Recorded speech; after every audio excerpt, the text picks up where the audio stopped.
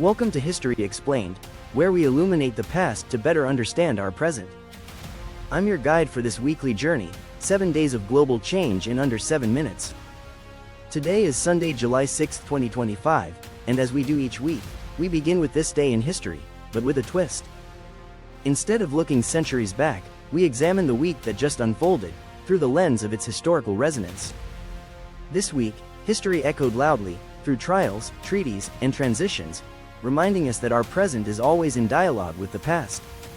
We begin in The Hague, where on July 1st, the International Criminal Court opened war crimes proceedings against several senior officials from Sudan's Rapid Support Forces, in connection with atrocities committed in Darfur. The timing was deliberate.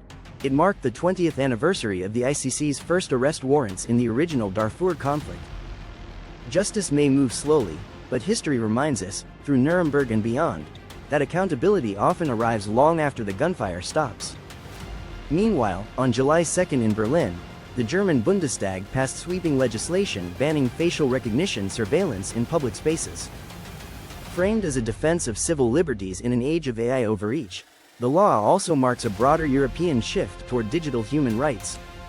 It calls to mind past moments when technology outpaced regulation, from wiretaps in the Cold War to the post-9/11 surveillance state. Once again, democracies are renegotiating the balance between safety and freedom. In Jakarta, July 3 saw Indonesia officially ratify the Indo-Pacific Renewable Energy Compact, an ambitious multilateral deal aimed at connecting Southeast Asian nations through shared solar and wind infrastructure. This isn't just a green energy initiative, it's a regional alignment play. Much like the Marshall Plan bound post-war Europe to the US, this compact could shift the geopolitical map of the Pacific. Infrastructure, as ever, is never just about power, it's about power. July 4 in the United States wasn't just Independence Day, it was also marked by a rare moment of bipartisanship.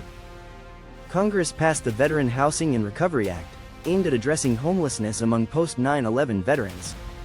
The echoes of past policy are unmistakable. Just as the GI Bill transformed the post-World War II social landscape, this law could shape a generation's reintegration. National memory, it seems, can still compel national action. Finally, on July 5, Kenya launched Africa's first fully operational mobile biometric voting system, deployed in a Nairobi by-election.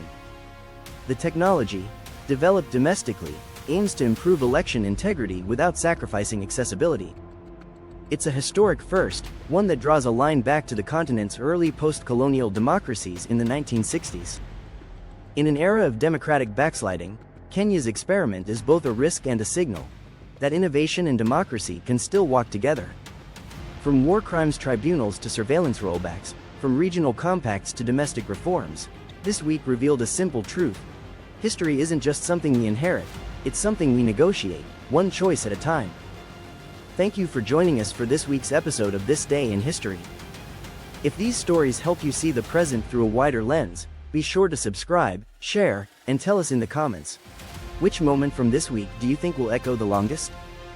Tomorrow, we shift our focus from events to individuals in historical figures, where we explore the people behind the headlines.